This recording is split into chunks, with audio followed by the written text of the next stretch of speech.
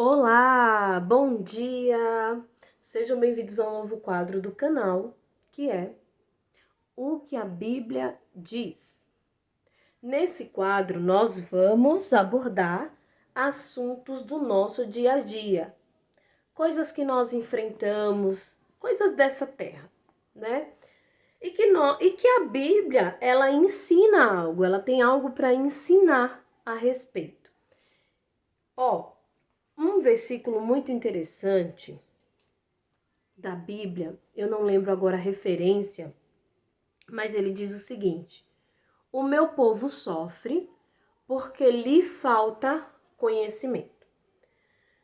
E em outra parte diz: e conhecereis a verdade, e a verdade vos libertará. Isso é um processo contínuo. Toda vez que você conhecer a verdade em determinada área, você será liberto daquilo. Toda vez que luz chegar, você será liberto. Sabe, hoje existe um grande embate. A Bíblia não é a palavra de Deus, é um livro escrito por homens. Queridos, até se a Bíblia fosse simplesmente um livro escrito por homens, ela seria extraordinária. Porque só mesmo lendo, só mesmo vivenciando ela, é que você pode perceber o quanto é libertador. O quanto é libertadora. Eu vou deixar aqui uma dica. Faça um teste. Faça um teste. Se você viveu até agora sem ler a Bíblia, sem meditar nesse conselho, nesse livro, viva a partir de agora meditando nessa palavra. E você vai ver se a sua vida será a mesma. O que o Senhor oferece para o homem é uma libertação. Nós podemos ser prisioneiros de nós mesmos. Nós podemos estar presos dentro de nós mesmos, sermos escravos na nossa mente, né? O nosso grande Augusto Cury, que muitos conhecem, ele nos ensina no seu livro Os Códigos da Inteligência, que você precisa ser gestor da sua psique, né? Você precisa estar gerindo. Por que você precisa ser gestor? Porque nós temos uma coisa chamada emoções. E essas emoções, elas não amadurecem. Quem está falando isso não sou eu. Quem está falando isso é um especialista, um homem que estudou sobre mente, sobre o desenvolvimento cerebral, chamado Augusto Cury. Ele fala: as emoções não amadurecem. O que amadurece é o seu eu. E quando o Senhor, ele resgata, a Bíblia, ela tem essa função. Ela tem a função de ir até o seu eu. E lá no seu eu, ela fortalece o seu eu. Ela modela esse eu ao modo que o Senhor sempre sonhou. Ao projeto, porque Deus, ele tem um projeto inicial para nós. Quando Deus me criou, ele criou um projeto inicial para o meu eu. Só que, com o pecado, com a queda de Adão, com o pecado, com as coisas desse mundo, com as experiências externas, com a cultura, as coisas vão contribuindo, muitas vezes, não com a luz da palavra. E a gente vai, muitas vezes, ficando perdido com as emoções nos guiam. Então, enfim, nós vamos abordar temas desse tipo. Coisas do cotidiano, né? Que nós passamos e enfrentamos. Mas que podem melhorar muito, 100%, se nós trouxermos a luz da palavra. E hoje, para começar, nós vamos começar falando de ansiedade. Gente, quem nessa terra nunca enfrentou um problema de ansiedade? Quem nunca se sentiu ansioso, hein? Muito difícil, né? Porque esse é um problema que atinge basicamente todo ser humano. A ansiedade por nós não termos clareza do amanhã, não termos certeza, principalmente esse sistema capitalista que está o tempo todo nos cobrando o status, nos cobrando o ter. Muitas vezes, o próprio sistema que está aí configurado já gera em nós ansiedade. Eu, assim como todos da minha idade, nós temos o privilégio de perceber o tempo em duas fases muito diferentes. Eu vivi a fase em que a tecnologia não estava tão presente, né? Eu peguei a fase em que eu ainda ia para a roça, para casa de amigos, e eu via lá a pessoa preparando um suco, passando na peneira, porque não tinha liquidificador, porque não tinha energia elétrica. Eu ainda peguei a fase dos meus avós, colocando lá, que eu não sei mais nem explicar como era que funcionava, produzindo aquela candeia, né? Colocando aquele algodão, aquela coisa lá, para produzir a candeia, enfim. Eu peguei essa fase. A fase em que a tecnologia não estava tão presente e que o jovem tinha que caminhar, ó. O jovem tinha que caminhar para ir na biblioteca, pesquisar, tinha que ir lá na biblioteca ler um livro. Era um processo mais lento. E eu vivo hoje, nessa geração, trabalho com adolescentes, eu sei o que eu estou falando, a geração em que tudo acontece muito rápido. É a chamada geração Z, né? Tudo é muito rápido, tudo é veloz, informação é rápida, é um leque o tempo todo absurdo, uma cobrança, sai uma moda, já não é mais aquilo, é outra, sai uma coisa, é outra, sai uma rede social, daqui a pouco já tem outra.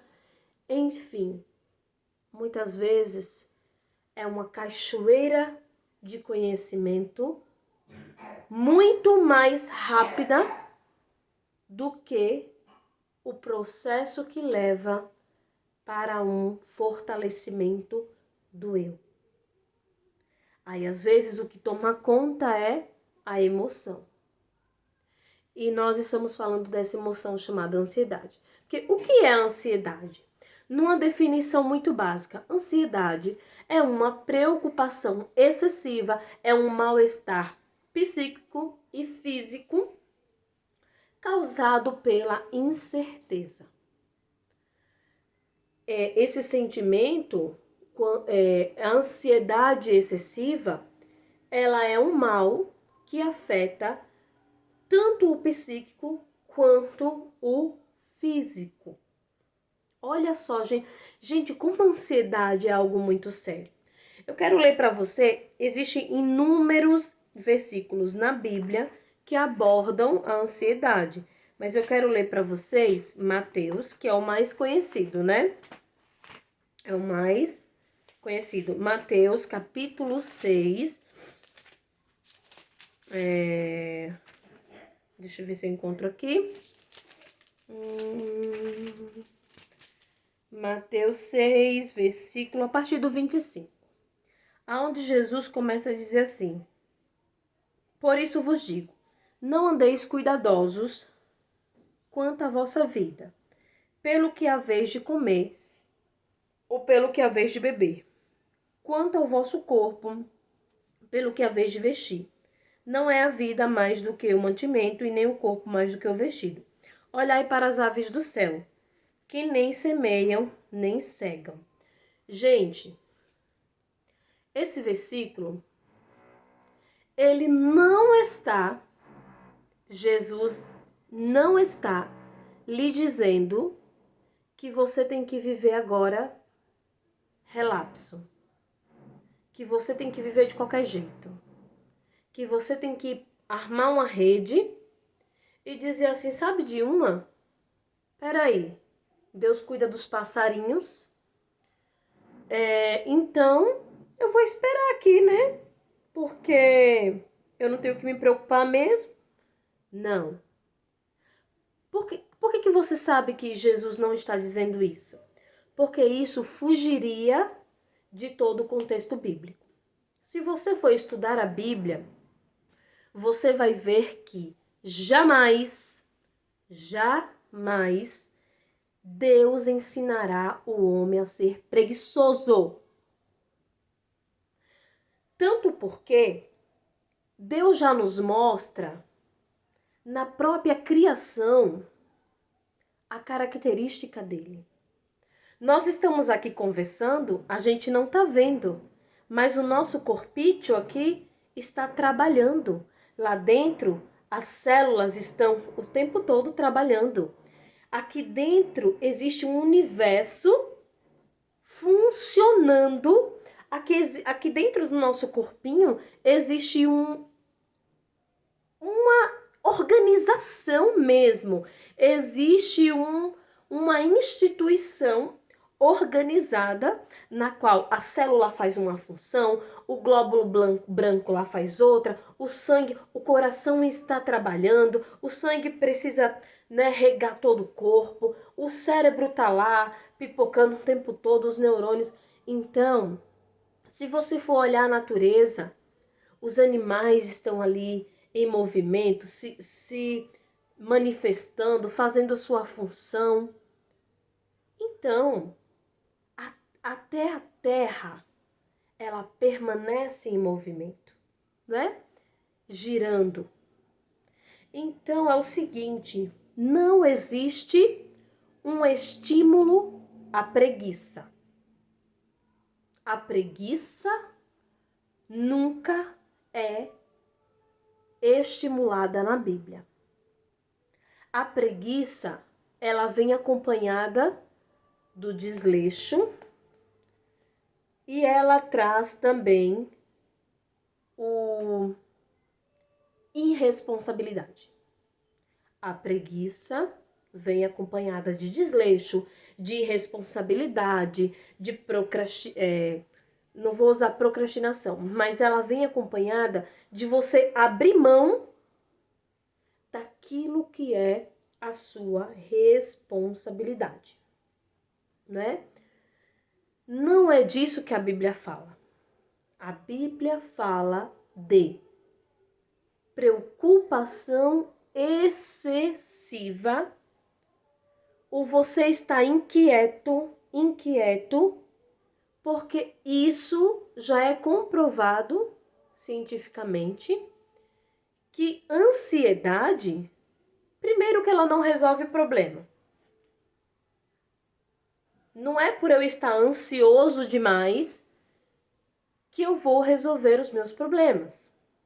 A palavra vai dizer que é preciso ser prudente, inteligente, parar, ter conhecimento, buscar, resolver, ser um bom mordomo, multiplicar aquilo que Deus já te entregou.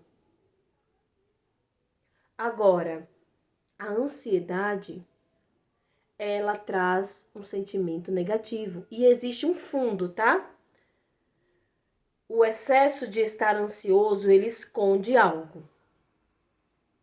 Ele esconde o seguinte: por trás de muita ansiedade, eu sei que isso não é legal de ouvir, mas é verdade.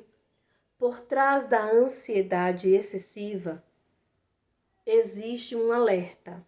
E esse alerta significa: ei, tá faltando desenvolvimento da fé.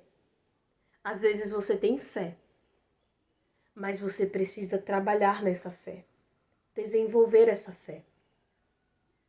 Às vezes você tem fé, mas essa fé não está sendo trabalhada. Como que ela precisa ser trabalhada? Em uma vida de oração, em uma vida de estudar a palavra, entender quem é Deus de fato, viver experiências com Deus, porque é o seguinte, no capítulo de Pedro, no livro de Pedro, não sei agora a referência, mas diz o seguinte: apresente ao Senhor todas as suas demandas. Lembra que eu falei o seguinte: antes de Jesus, nós não conseguíamos ter acesso à presença de Deus em qualquer lugar. Mas Jesus, ele fez algo que hoje a gente acha comum, mas não era comum. Isso só é possível porque Jesus rasgou o véu. Hoje a gente está em qualquer lugar e a gente diz: valei-me Jesus, valei-me Deus, Senhor, olha para mim, me ajude. Esse acesso a Deus só existe porque Jesus rasgou o véu. E eu quero lhe dar uma dica muito interessante. Nós conseguimos hoje trazer todas as nossas demandas para o Senhor. Lembra da oração do Pai Nosso? Senhor, não nos deixe faltar o pão de cada dia. Então, Jesus, ele nos ensinou que nós precisamos levar para Deus em oração também a nossa necessidade física. Deus sabe que a gente precisa, mas essa é uma atividade, por exemplo, Deus sabe que você está incomodado com algo. Vamos pegar um exemplo básico do dia a dia. Você vai fazer uma viagem e essa viagem pode dar certo ou pode dar errado. Isso está te trazendo ansiedade. Ao invés de ficar muito preocupado, sentindo até muitas vezes que a ansiedade você sente ela no físico. Tem gente que começa a cair cabelo, começa a sair coisas pelo corpo, urticárias. Tem gente que começa a não dormir. E enfim,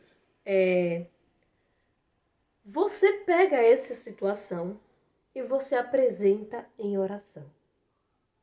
E o que é que vai acontecer?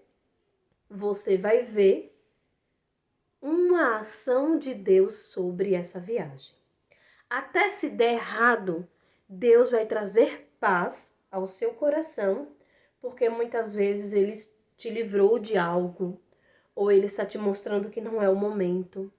Então esse é o exercício, tá? Que nós devemos fazer para trabalhar a ansiedade. Primeiro, desenvolver o nosso relacionamento com Deus. Desenvolver o nosso conhecimento bíblico, a nossa vida de intimidade com Deus. Segundo, apresentar ao Senhor todas as nossas demandas. Terceiro, exercitar a fé. A preocupação excessiva, ela vai bater na nossa porta. Mas quando ela bater, a gente joga a palavra nela. E a gente diz, o Senhor está comigo. O Senhor é o meu refúgio e fortaleza. E quando a gente vai jogando a palavra, a gente vai desenvolvendo a fé. Eu espero que você tenha aprendido um pouquinho. Nem que seja um pouquinho, já está ótimo para nós, né? Um pouquinho a cada dia. Eu espero que seja bênção na sua vida. Um beijo e até o próximo quadro O que a Bíblia diz. Beijão, fica com Deus. Tchau, tchau.